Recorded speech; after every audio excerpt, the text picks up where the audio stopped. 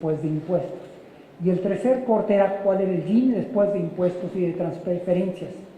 Bajo la hipótesis original, el Gini realmente iba a cambiar en el tercer corte, es decir, una vez que hubiera políticas de transferencias, que es donde se suponía se hacía la política social. Lo que Nora Lustig encontró para países de América Latina en general, pero para México en particular, fue lo siguiente. El Gini de mercado entre México y Europa no son muy distintos. Si es un poquito más igual las sociedades europeas, pero no es muy distinto de la desigualdad que se ve en México.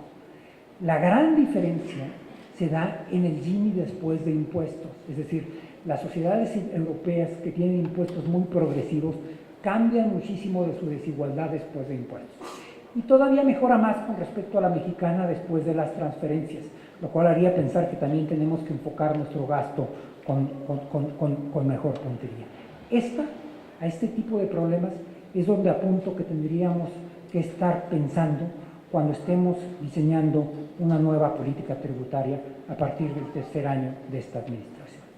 Pero ¿qué nos queda entonces durante los primeros 3 años? Lo que tenemos que hacer entonces es enfocarnos en los temas de administración tributaria, es decir, no estamos aumentando las tasas impositivas, sino tenemos que cobrar mejor lo que nos está autorizado. ¿Cómo podemos hacerlo? Déjenme darles 2 o 3 ejemplos, uno de los cuales estamos implementando gracias a ustedes y al apoyo súper decidido que recibimos de los diputados en esta legislatura. Y me refiero a la eliminación de la compensación universal automática como la teníamos en México. Esto permitía temas de evasión, temas de elusión y temas de defraudación. El diputado Ramírez Cuellas hizo referencia a los temas de las factureras.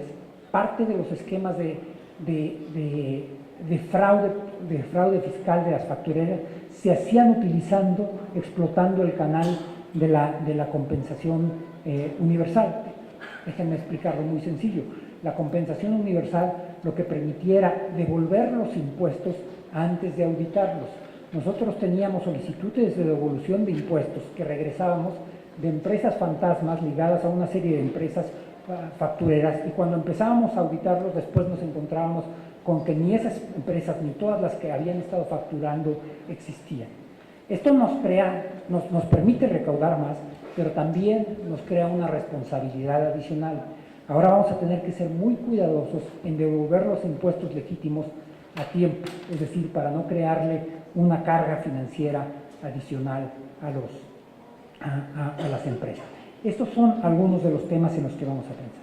Déjenme decirles uno más en el que estamos pensando ya para el año 2020 y en el que vamos a tener que trabajar con ustedes, y aprovecho para mencionarlo porque el diputado Ramírez Cuellar ya hizo alusión a él, y es el tema de cómo aplicar tasas impositivas y cómo recaudar en la economía digital.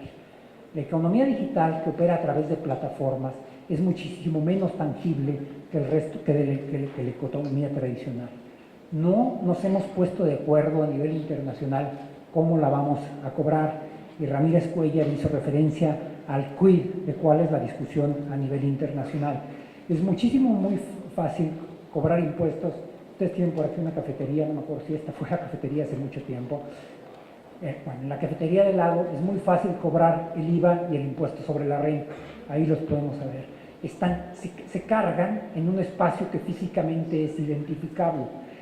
Esa identificación es extraordinariamente compleja de hacer en la economía digital. Cuando alguno de ustedes consume una película de Netflix, no está claro si la transacción se está haciendo aquí o se está haciendo en los servidores de Netflix en Estados Unidos, de donde se está descargando la película. Y ese es motivo de una controversia internacional. Estados Unidos, donde residen muchas de las empresas líderes en la economía digital, dice que el establecimiento permanente es donde está la empresa. Países europeos y países como nosotros decimos que es donde se consume el bien. Y eso ha generado un conflicto. Lo que hay de acuerdo a nivel internacional son 2 puntos. 1, que no tenemos la estructura tributaria internacional óptima. 2, que no sabemos cuál va a ser, pero que eventualmente cuando ésta exista va a tener que ser homogénea entre todos los países. No sabemos cuánto tiempo nos vamos a tardar en eso. El segundo acuerdo lo que dice es que mientras nos llegamos a ese acuerdo, lo que está permitido es que los países puedan poner medidas tributarias de carácter interino que les permita ir recaudando mientras el problema se resuelve. Y estas medidas de carácter interino son las que vamos a estar trabajando nosotros en los próximos meses, de común acuerdo, por cierto, y trabajando conjuntamente con muchas de las empresas líderes de la economía digital, y que esperamos que sean motivo de la discusión con ustedes en el próximo paquete financiero.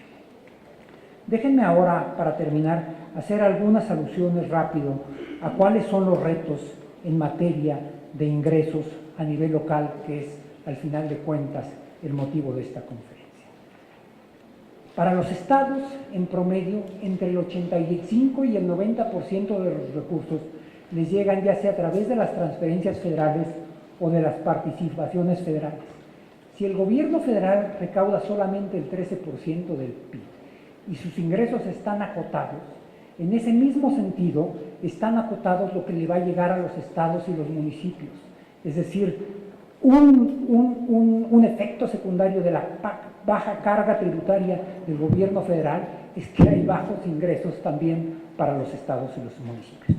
Y hay dos formas de atacar esto. Una, tenemos que mejorar la recaudación a nivel federal, y dos, tienen que mejorar los estados y municipios la recaudación a nivel local. Déjenme centrarme en dos temas que me parece que ilustran los retos que vamos a tener, los desafíos que vamos a tener hacia enfrente. Y primero, déjenme hacer una acotación. Yo siempre he dicho que aun cuando una entidad federativa muy grande, como la Ciudad de México, el Estado de México, que tiene 14 millones de habitantes, no son estados nacionales chiquitos, no es lo mismo. Cada uno de los diferentes niveles de gobierno ofrece servicios distintos. El gobierno federal está encargado de la política ambiental, de la defensa nacional, de la marina. Aún un estado muy grande no tiene esos recursos. Los estados en México están encargados de la educación y la salud, y los municipios están encargados de servicios como el bacheo, el alumbrado, el agua, el manejo de residuos sólidos, la seguridad. De tal forma que cuando tenemos un desequilibrio fiscal en los ingresos y entre los niveles de estados, no nada más falta recursos para inversión, no nada más faltan recursos para los servicios, sino que faltan de manera asimétrica. Hay menos para agua, para residuos sólidos, que lo que hay para los servicios federales, y hay menos para educación y salud que para algunas otras cosas. Entonces tenemos que atacar esta desigualdad, y por ello quisiera referirme a dos impuestos, uno de carácter estatal y uno de carácter municipal. El primero de ellos es la tenencia. Como ustedes saben, la tenencia ha tenido dos transformaciones a lo largo de la historia. La primera, hasta el año 2007, era un impuesto de carácter federal que era 100% participable, lo cual quiere decir que legalmente era un impuesto de la federación, pero era cobrado y se lo quedaban para sus gastos los estados. Entonces, si se lo quedaban los estados y era cobrado los estados, ustedes se preguntarán, entonces, ¿para qué demonios era federal?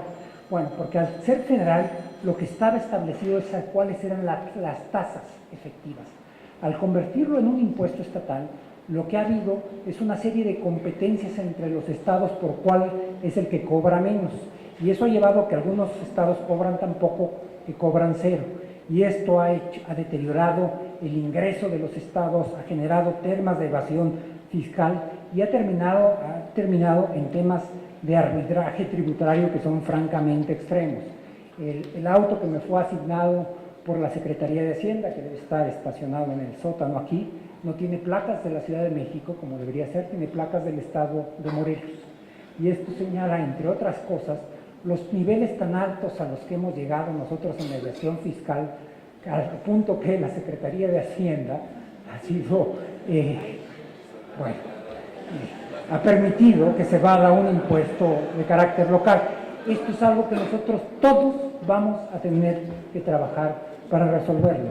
Ahora, no es sencillo, tendría que ser, y eso estará literalmente en las manos de ustedes, tendría que ser reinstalar un impuesto que había sido injustamente, era extraordinariamente impopular por razones equivocadas. La primera razón por la que estaba equivocada tiene que ver con su origen. Se dijo que el impuesto sobre tenencia fue creado para financiar las Olimpiadas del 68 y que las Olimpiadas del 68 acabaron hace 51 años y la gente no entendía todavía por qué seguía existiendo. Chequen, lo pueden hacer ahora en Google, cuándo fue creado el impuesto sobre tenencia. Fue creado antes de que se le diera a México la sede de las Olimpiadas, así es que no tiene nada que ver con las Olimpiadas. Por el otro lado, era un impuesto extraordinariamente bueno, era fácil de cobrar, era progresivo, un auto que cuesta más, pagaba más, y además tiene componentes medioambientales, es decir, se disuadía el uso de un bien que creaba contaminación. El segundo impuesto al que tenemos que hacer referencia es al predial, y allí el reto es extraordinariamente complejo. Y déjenme apuntar nada más, en ánimo provocador, a una de las posibles soluciones. Nosotros tenemos alrededor de 2.500 municipios en el país. Si nosotros tomamos el impuesto predial, es un impuesto extraordinariamente difícil. Primero se tiene que tener un catastro, una cartografía. Después se tiene que tener una técnica de evaluación. Lo que la Constitución dice es que tiene que ser proporcional o equivalente a los valores comerciales. Cuando hay una casa que la última transacción se hizo en una familia que la adquirió en los años 50, aproximar el valor comercial no es sencillo, y después se tienen que tener técnicas específicas para cobrar. Entonces, uno de los impuestos más complejos del país está en manos del gobierno más pequeño del país, de los municipios.